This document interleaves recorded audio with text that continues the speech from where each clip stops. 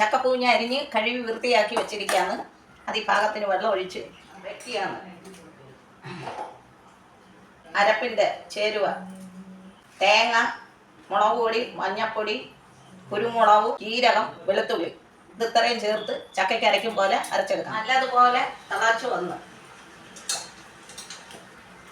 ഇളക്കി കൊടുക്കുകയാണ്. പാകത്തിനുള്ള ഉപ്പിടിയാണ്. കരിയാപ്പില,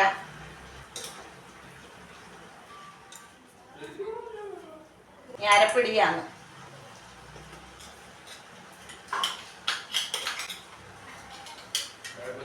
അരപ്പിട്ടിട്ട് ഇച്ചിരി അടച്ച് ഒന്ന് വെക്കുകയാണ്. ചക്കപ്പൂഞ്ഞ് റെഡിയായി. അത് വറുത്തത് ഒഴിക്കുകയാണ്.